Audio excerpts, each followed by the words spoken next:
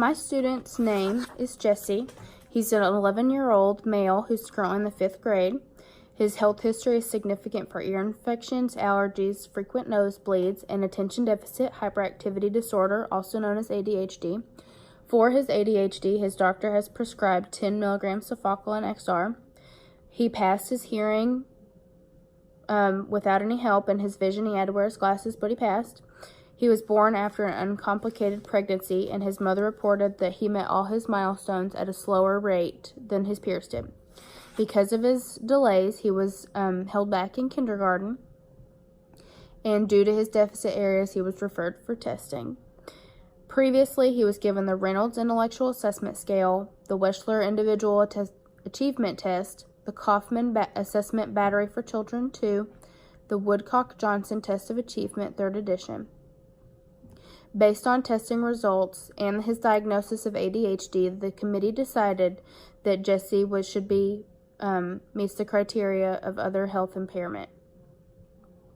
His newest testing included the Kaufman Assessment Battery for Children 2, or the KABC-2, the Woodcock-Johnson Test of Achievement, 3rd edition, the Cognitive Assessment System, 2nd edition, or the CAST-2, the Adaptive Behavior Evaluation Rating Scale, the AEBS, or the Attention Deficit Disorders Evaluation Scale, or the ADDES, 4th edition, and classroom-based assessments.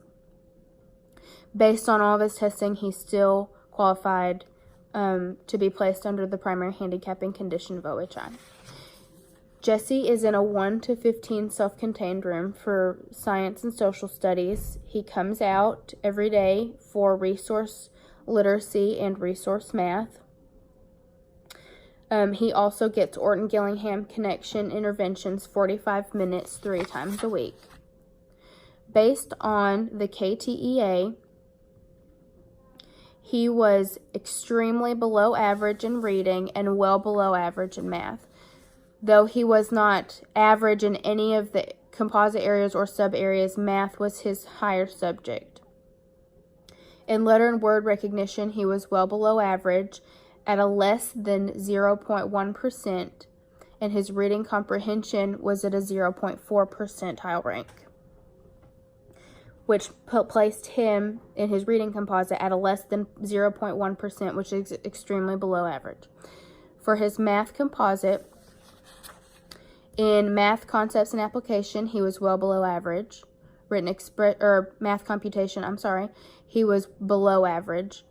And in written expression, he was extremely below average. So based on these 3 scores, subtests, his math composite put him in the 8th percentile rank, which is well below average. He definitely falls into the category of a slow learner. The Cognitive Assessment System, 2nd edition, is designed for students ages 5 to 18. It measures neurocognitive ability of students and gives them a percentile rank for the categories. In planning, Jesse was below average in the 21st percentile rank. This included subtests of planned codes and planned connections.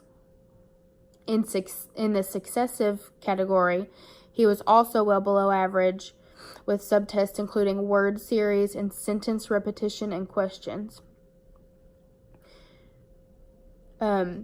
In his successive category, he was in the 4th percentile rank, and in planning, he was in the 21st percentile rank. The other 2 areas of simultaneous and attention were average, but based on the average of all 4 subtests, it put his IQ as being at 85, which is at the very, very, very end, and is below average. For the adaptive behavior, Jesse's teacher and parents completed the ABES and the ADDES. Based on the ABES, this was basically looking at his adaptive behavior and how he could care for himself and his living skills at home and at school. His mother scored him very low in all areas except for self-care and health and safety. His teacher only scored him low in one area, which was in functional academics, and he was above average in all of the other areas.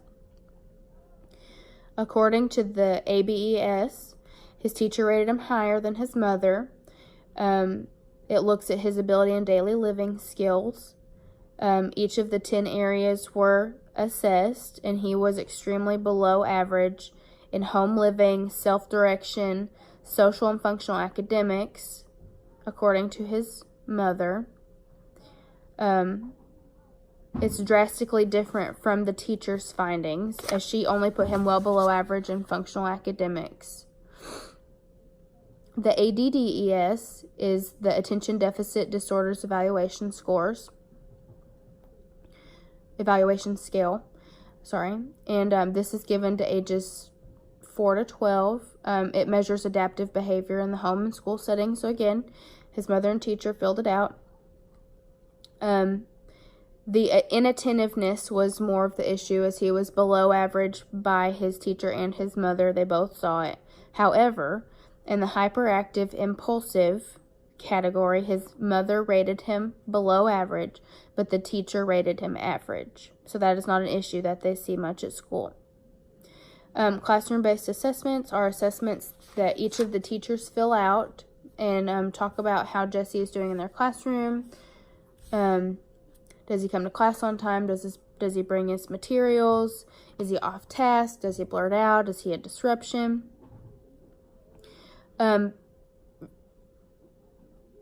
Every teacher got a number, which made it easier to put it into the table. His resource literacy and science teacher shows that he's a good class, but he's a good student in class, but he's reserved and very quiet.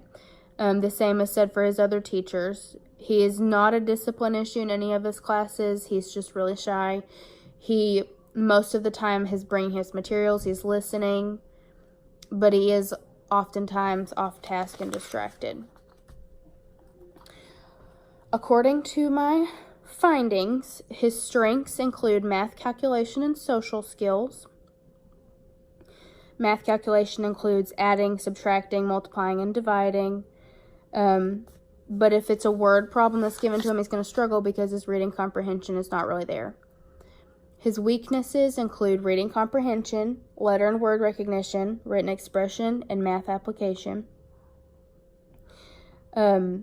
Based on all the assessment data that was given and all the tests that were given and collected on Jesse, he still meets the criteria of other health impairment under the Individuals with Disability Act, or IDEA. His diagnosis of OHI also coincides with his doctor's diagnosis of ADHD.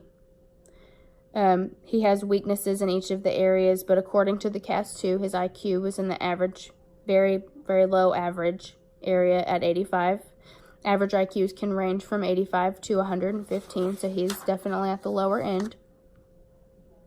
For reading comprehension, it would help if he had his books or assignments read to him, had books on tape, emphasized sight words, and opportunities to read every single day.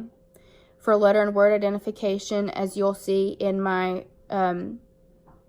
informal assessment with him, his handwriting is pretty hard to read. So to have a preview of the work would help him to enunciate the sound so he hears them clearly, and then having consistent exposure to a print-rich environment and be able to write will help him. His weakest score is written expression, so he can brainstorm ideas. He needs to practice writing his letters and has a predictable writing routine every single day. In math application, it would help him most if he had a peer working with him, so he kind of had a sounding board to bounce ideas off of, and manipulatives to help him, and also being repetitive with his work. This is all of my findings from my target student, Jesse, and this concludes my first video.